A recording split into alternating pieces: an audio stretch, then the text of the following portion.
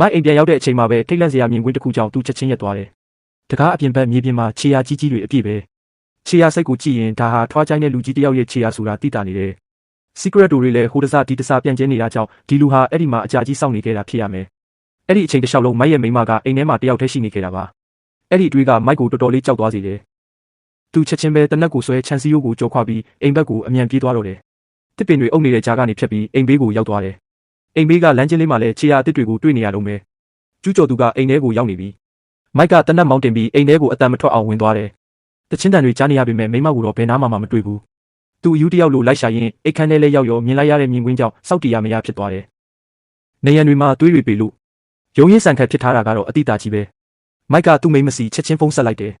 သူမကဆေးရုံမှာအရေးပေါ်ကုသမှုခံယူနေရပြီးအခြေအနေကစိုးရိမ်ရတယ်သူမကအားမရှိတဲ့အတန်နဲ့ပြောပြတာကလူကောင်ကြီးကြီးလူတယောက်အိမ်ထဲကိုအတင်းဝင်လာတယ်တဲ့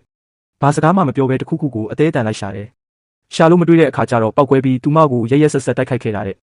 မရဲ့ညီကလည်းဒါကိုပဲအတီးပြုတ်ပေးတယ်တိုက်ခိုက်တဲ့လူကသူမကိုသွေးအိမ်ထဲမှာပစ်ထားခဲ့ပြီးအစိမ်းရောင်တက္ကစီတစ်စီးနဲ့ထွက်ပြေးသွားတာတဲ့အဲ့ဒီအချိန်မှာမိုက်ကဒီလူကိုမရရအောင်ရှာမယ်လို့ကျင်းဝါလိုက်တယ်နောက်နေ့မှာမိုက်ကမြို့ထဲမှာအဲ့ဒီအစိမ်းရောင်တက္ကစီကိုနာရီပေါင်းများစွာပတ်ရှာတယ်နောက်ဆုံးလမ်းသွယ်တစ်ခုထဲမှာတွေ့သွားတယ်သူချက်ချင်းဘာမှမလုပ်သေးပဲတကားမှရေးထားတဲ့တက္ကစီကုမ္ပဏီနာမည်ကိုမှတ်ထားလိုက်တယ်ညနေကျတော့မိုက်ကအကူအညီလိုချင်အောင်ဆောင်ပြီးကုမ္ပဏီကိုသွားတယ်တာဝန်ကျတဲ့လူတကားဖွင့်ပေးလိုက်တာနဲ့မိုက်ကခြေအိမ်နဲ့မျက်နှာကိုကာလိုက်ပြီးတနက်နဲ့ချိန်ကအထဲကိုအတင်းတွန်းလွတ်လိုက်တယ်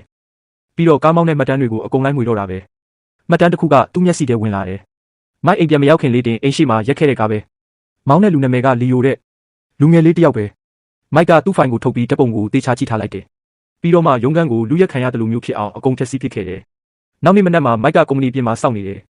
လီယိုအလုပ်ဆင်းဖို့ထွက်လာတာကိုသူစောင့်ကြည့်နေတယ်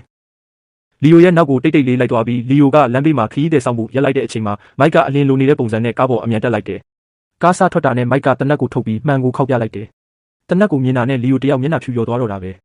လွန်ခဲ့တဲ့3ရက်ကသူ့အိမ်ကိုတွားခဲ့တဲ့ဖြစ်စုအကြောင်းအကုန်ပြောပြဖို့မိုက်ကခိုင်းတယ်ခရီးဝေးဖြစ်လို့လီယိုကကောင်းကောင်းမှတ်မိနေတယ်ခရီးသည်ကလေးစိတ်ကနေတန်းလာတာဖြစ်ပြီးပခုံးကျဲကျဲလူကောင်းကြီးကြီးလူတဲ့အဲ့ဒီလူကအိမ်လိပ်စာကိုပေးပြီးမောင်းခိုင်းခဲ့တာ